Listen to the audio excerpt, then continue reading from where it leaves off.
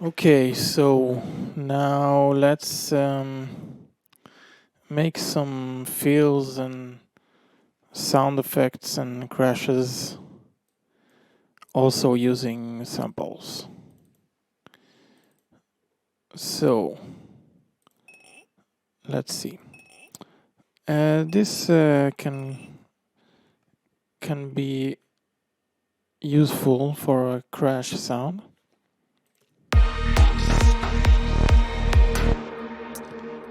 Let's put it here. So first of all, I'm just tuning it to my liking. And now there's a lot of possible ways to do that, but let's say we're gonna use this pitch. First of all, I have this long reverb as a return track. So this is already like a crash, not exactly a crash cymbal, but it gives a crash effect sound. So now we can use a vocoder. Let's maybe reduce the bands.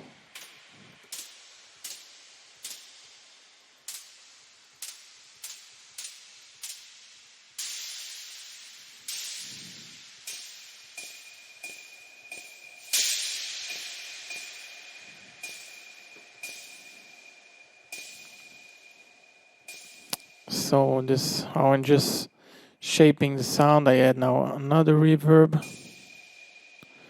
But what I will do is, let's raise the volume of the sample and then make it more choppy.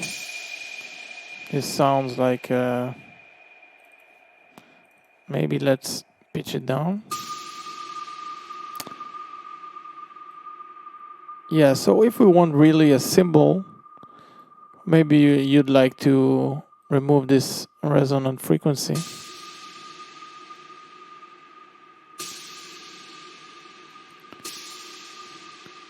And just shape. Let's maybe have another EQ for this frequency.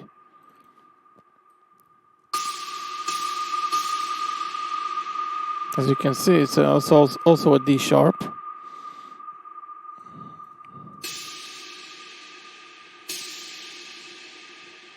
So it lacks a little without it, I think.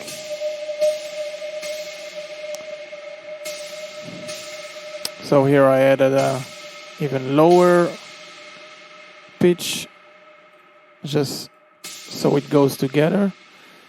And now we have a thick crash. Still have some resonances that don't really fit, in my opinion.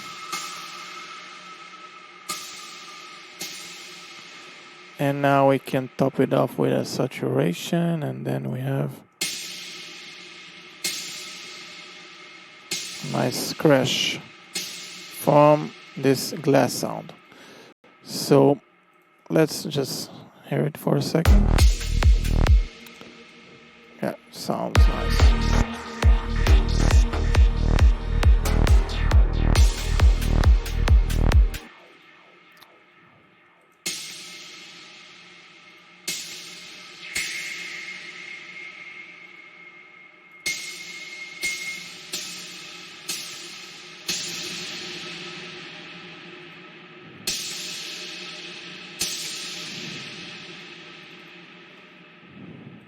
Let's put this here maybe. Nice. It's a little less reverb.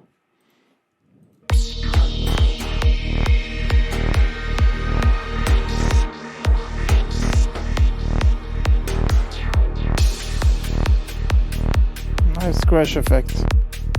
So just for a quick example of if I will take a different sound and I will use it in the same, even with the same processing and in the same way. Let's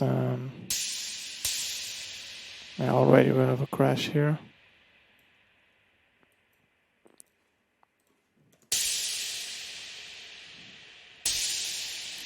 Let's hear that without the vocoder. This is also interesting. Just that's also something that crashes doesn't have to be crash cymbal. It can be just a sound fading off with some reverb, and you get it. Yeah, just a sound fading off. Now this one has too much saturation, so let's